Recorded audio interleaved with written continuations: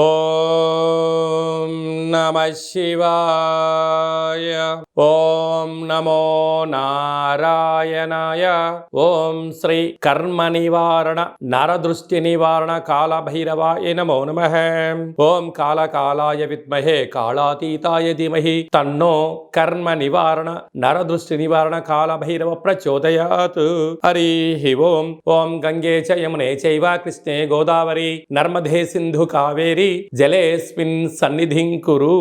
మా ఛానల్ కి స్వాగతం. చూస్తున్న వీక్షకులకు ప్రేక్షకులకు ప్రియ కాళభైరవ భగవద్బంధులకి స్వాగతం పలుకుతూ మమ్మల్ని ఎంతగానో ఆదరిస్తూ ఉండబడినటువంటి ప్రియ సోదరీమణులకు సనాతన ధర్మ సంరక్షకులకు అలాగే జ్యోతిష్య అభిమానులకు పుష్కర స్నాన ప్రియులకి స్వాగతం పలుకుతూ అందరికీ ఈ యొక్క నర్మదా నదిలో ప్రవహించేటువంటి నదికి ఈ సంవత్సరము పుష్కరాలు వస్తున్నాయి కనుక మనమందరం కూడా పుష్కర స్నానాన్ని ఆచరింపచేసుకుందాం. దేవగురు బృహస్పతి యొక్క ఆశీస్సులు పొందుదాం. ముక్కోటి దేవతల యొక్క ఆశీస్సులు పొందుదాం. గతించినటువంటి పెద్దవారందరికీ అక్కడ పిండ ప్రధాన కార్యక్రమాలు చేసుకొని వారి ఆత్మలను తృప్తిపరచుకొని వారు ఎప్పుడైతే గతించిన వారు ఆత్మ ఎప్పుడైతే తృప్తి చెందుతుందో మనందరికీ శ్రీరామ రక్ష కనుక వారి ఆశీస్సులు పొందే ప్రయత్నం చేద్దాం.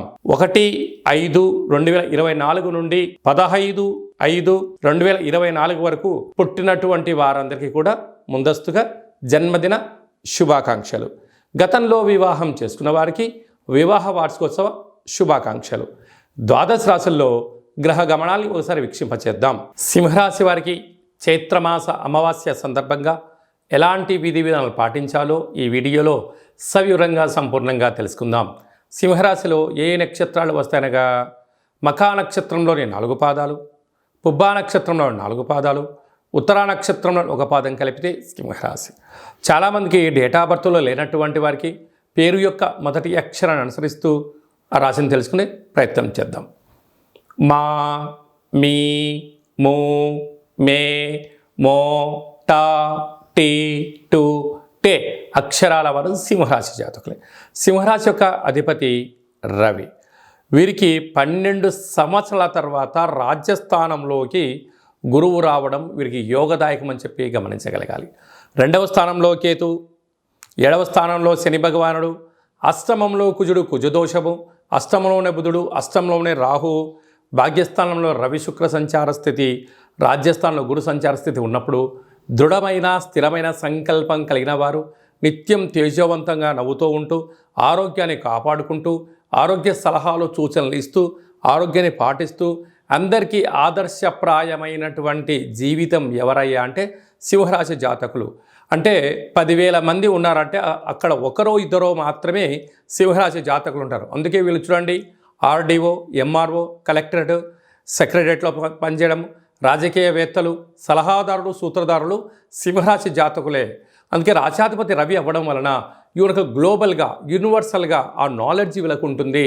ప్రజలను జనరంజకంగా ఎలా పాలించాలి, ప్రకృతి, పర్యావరణము, నీరు, నిధులు, నియామకాలు, సంపూర్ణమైనటువంటి అక్షరాస్యత, సస్యశ్యామలంతో కూడుకున్న జీవన విధానం ఎలా పొందాలో సింహరాశి వారు ముందు వరుసలో ఉంటారు.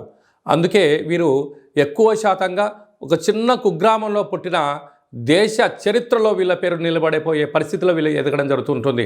ప్రపంచ దేశాలు ఎక్కువ తిరుగుతున్నారయ్యా ఎవరయ్యా అంటే సింహరాశి జాతకులే. కనుక వారికి అద్భుతమైన యోగము 12 సంవత్సరాల తర్వాత రాజ్యస్థానంలో గురువు సంచారం చేయడం వల్ల కలుగుతుంది. ధర్మం, న్యాయం, నీతి, ఆధ్యాత్మికత, సత్ప్రవర్తన ఎవరికైతే ఉంటుందో వారికి తిరుగులేని చక్రవర్తులు సింహరాశి జాతకులని చెప్పి గమనించాలి. కనుక ఈ చైత్రమాస అమావాస్య రోజున మీ యొక్క జన్మ నక్షత్రం రోజున పూర్ణిమ అమావాస్య తిథులు ఎందున దూరావాయు జల ప్రయాణాలు పెట్టుకోవద్దు. కారణం ఏంటో అంటే ఒకవైపు అష్టమంలో కుజుడు ఉండడం వలన శరీరంలో అనారోగ్యము, అంగవైకల్యము, ట్రాఫిక్ రూల్స్ని అతిక్రమించడము, చలానాలు కట్టడం, ప్రమాదాలు పొంచి ఉన్నాయి. కనుక ఇలాంటి కాల సమయంలో మీరు గృహంలో వీలైనంత వరకు కాళభైరవ స్వామి స్మరణ, కాళభైరవ స్వామికి కేసరి లాంటి నైవేద్యంగా చేసి గోధుమ పదార్థంతో ఆహారం ఏర్పాటు చేసి సునకపు మహారాజుల గారికి నైవేద్యంగా ఏర్పాటు చేయగలిగినట్లయితే అద్భుతమైన ఐశ్వర్యం, ఆనందం మీ సొంతమవుతుంది.